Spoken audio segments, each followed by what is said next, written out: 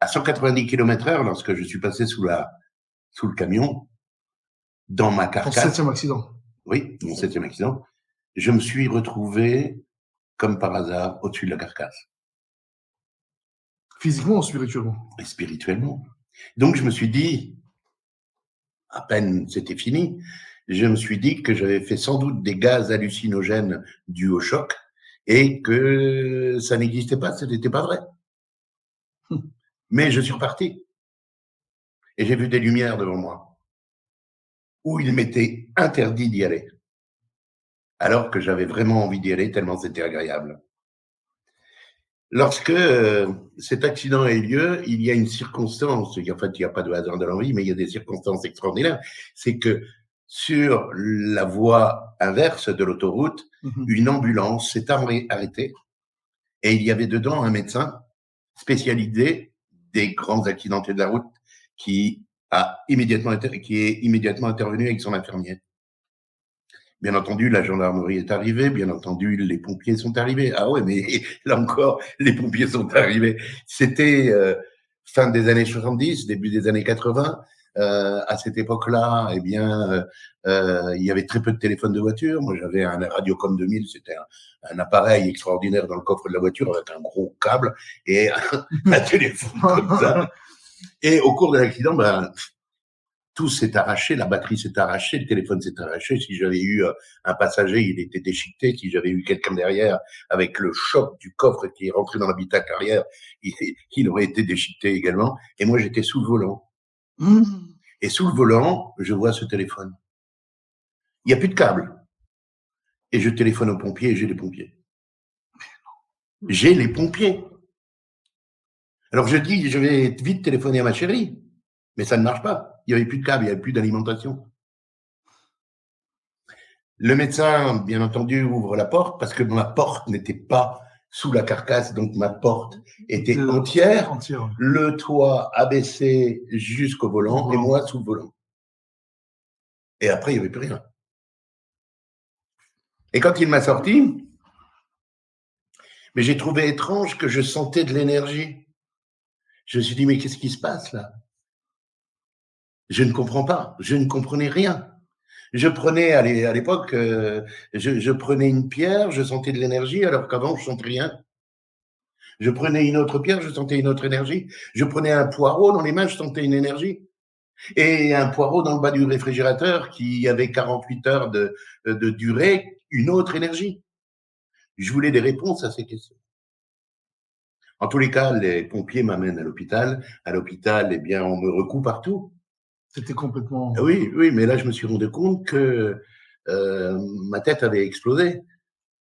Mais oui, je me suis rendu compte quand les gendarmes m'ont fait souffler dans le ballon. Donc, quand j'ai mis la pipette à la bouche, eh bien, mes yeux voyaient l'intérieur. Tout était décollé. Donc, il fallait une chirurgie faciale. Sabine est arrivée à l'hôpital, l'hôtel de soins. Et il n'y avait pas d'ambulance de disponible pour m'amener à l'hôpital de Strasbourg où des chirurgiens plastiques m'attendaient. Donc, les deux médecins s'étaient occupés de moi, ils m'avaient recousu partout, sauf le visage. Donc, Sabine m'a accompagné à l'hôpital. C'est elle qui a conduit. Elle m'a emmené à l'hôpital. Oui, parce qu'il n'y avait plus d'ambulance de disponible ce soir-là, parce qu'il y avait plein d'accidents ce jour-là. Comme par hasard. Ouais. Et donc, c'est moi qui ai dû l'emmener à l'hôpital de Strasbourg. Donc, on arrive là-bas et normalement, il y avait 2 chirurgiens qui devaient nous attendre. Finalement, il n'y en avait qu'un qui était là, disponible aussi.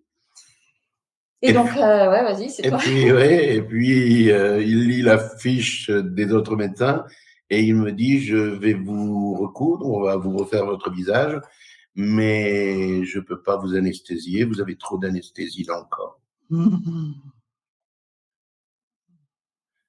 Sabine était derrière la grande vitre, elle avait eu l'autorisation de rentrer dans la salle, mais elle était derrière la vitre. Oui.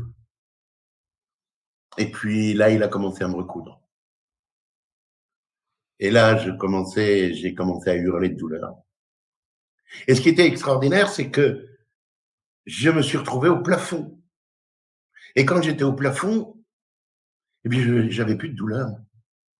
Et ça, c'était fabuleux. Donc, j'aimais bien aller au plafond. Mais quand j'étais au plafond, eh bien, au lieu de s'occuper de mon visage, il me tapait sur le cœur.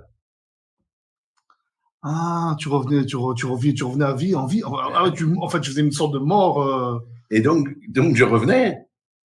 Et à un moment donné, je repars au plafond et je vois Sabine derrière la vitre pleurer et partir dans le couloir.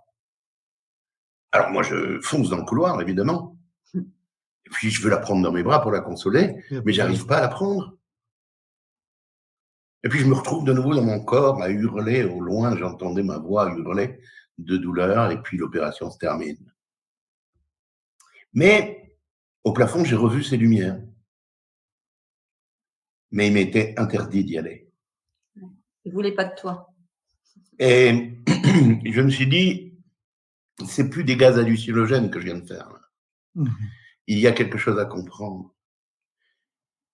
Et je sentais que il y avait des énergies qui passaient par mes mains. Mais on est bien d'accord. Et je ne comprenais rien. Claude, on est bien d'accord. Tu es quelqu'un, à ce moment-là, en tout cas jusque-là, tu es quelqu'un de pragmatique, cartésien. Ouais. Tu n'es pas dans la poudre de parlimpinpin. J'étais dans le business. C'est tout. Création d'entreprise, création d'emplois, création de chiffre d'affaires. À cette époque-là, je faisais 365 millions de chiffre d'affaires annuel. Bon, ça équivaut aujourd'hui à 60 millions d'euros, à peu près. Mais voilà. Donc, j'ai tout plaqué. Suite à ça, vous avez on a tout plaqué. On a vendu la bijouterie, on a vendu les immeubles, on a tout plaqué. Et on s'est dit, bon, on a des choses à comprendre. On a des choses à comprendre. Quoi? On n'en sait rien. On fait rien de mal. Vous avez une prise de conscience, en tout cas. Voilà, on s'est dit, il y a quelque chose. C'est pas possible, tout ce qui nous arrive. Il y a une accumulation de choses qui fait que c'est pas normal. On nous prouve qu'on n'est pas l'univers, nous prouve qu'on n'est pas dans notre rythme, nous prouve qu'on n'est pas sur notre chemin de vie et qu'il y a certainement une bonne raison pour que ça arrive, pour changer de direction, voir la perspective différemment et vivre différemment.